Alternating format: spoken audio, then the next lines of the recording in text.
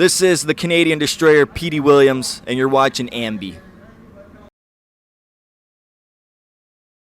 Hey everyone, it's Alicia from AMBY, and I would like to welcome you to our interview with Petey Williams. Hello.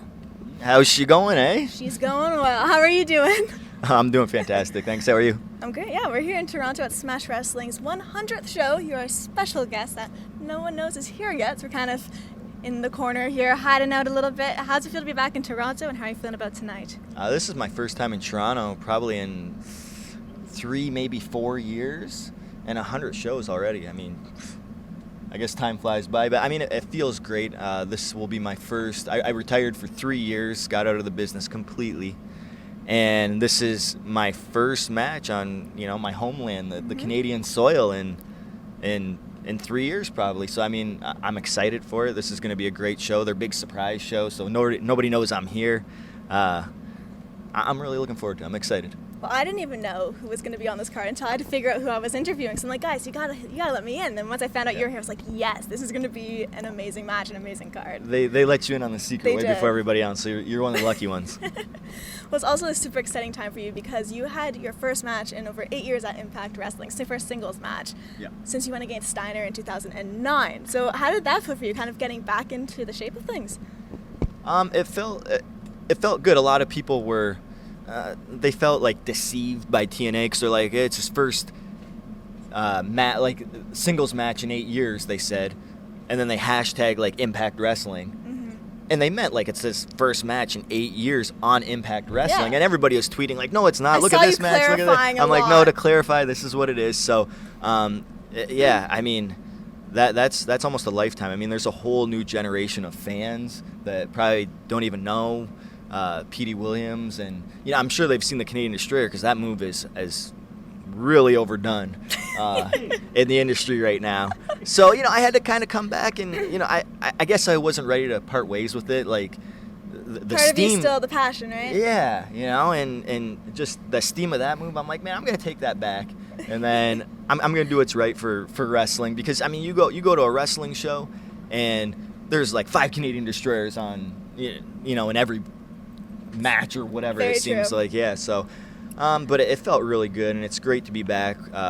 Pretty much where I started at Impact Wrestling, and guys that invited me back are like Scott D'Amore, Sanjay Dutt, guys that I was with there like in 2009. So it just feels like home again. Yeah, it's nice. When you do see other wrestlers using the Canadian Destroyer, is there a little glimpse of pride, or is it more so like, now I really want to take this back? No, there's actually a big pride thing for me, because like in the wrestling business, so much happens all the time, and a lot of people, like in 70 years from now, there's going to be few things that are remembered from this day in 2017, and when I'm like 7 years old watching wrestling with my grandkids in my living room, there's going to be some guy, he's probably not even born yet, doing the Canadian Destroyer on television on whatever show's hot at that time. There's a legacy now of it. Yeah, and I could say, and not too many people could say this, I could say I've created something in wrestling that's going to live forever.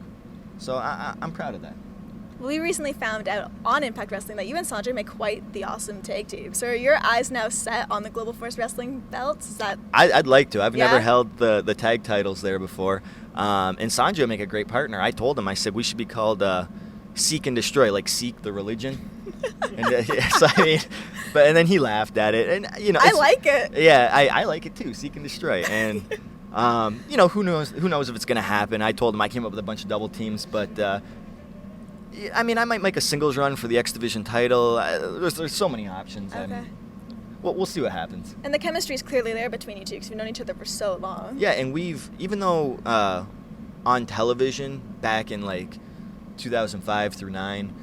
We didn't really team on television too much, but I mean, it seemed like every single house show that we did, we were teaming together. And I mean, we had a series of double team moves and stuff like that, but they never put us as a team, and solidified that. So I mean, I'd like to see that. I'd love to see it.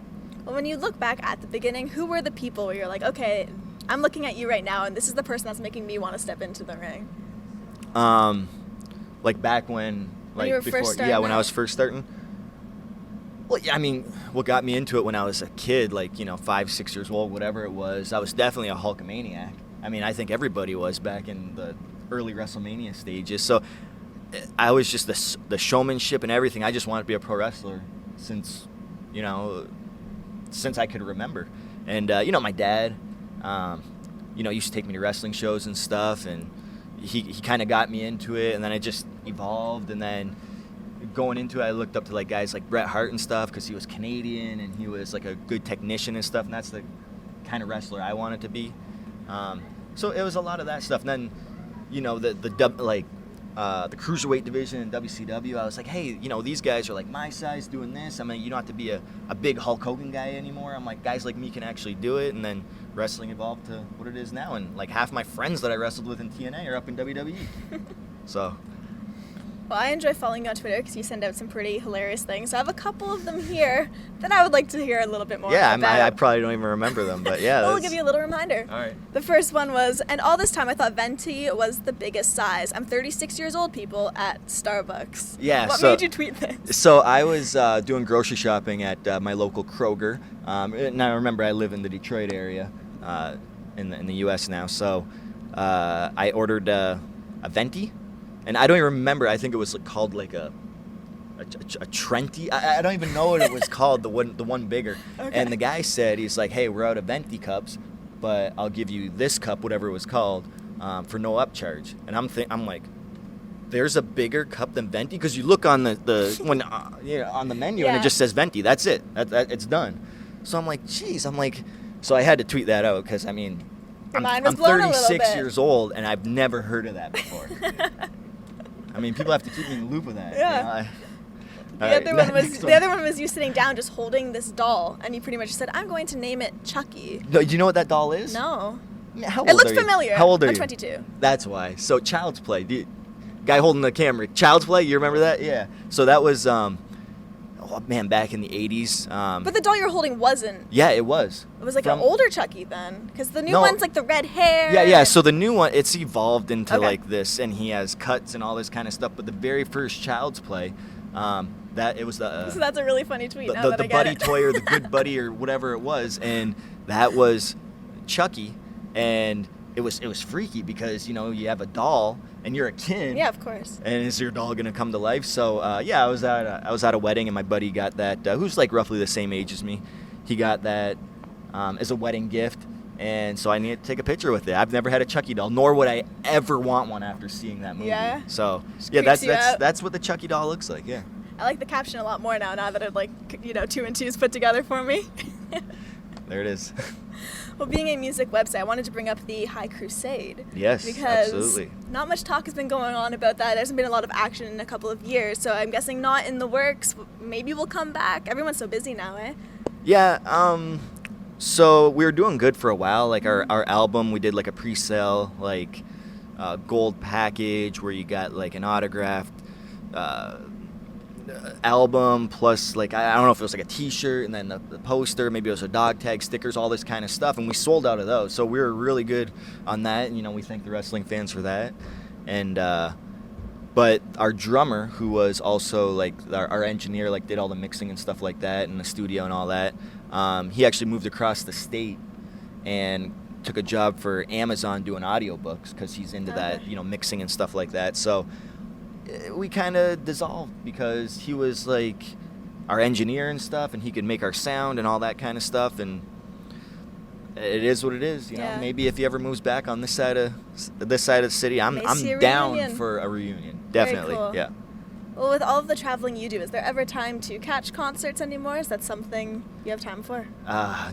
No, not really. I want to, and I live, the Detroit, Windsor area, and a couple of groups that I grew up listening to. I'm a big fan of Everlast.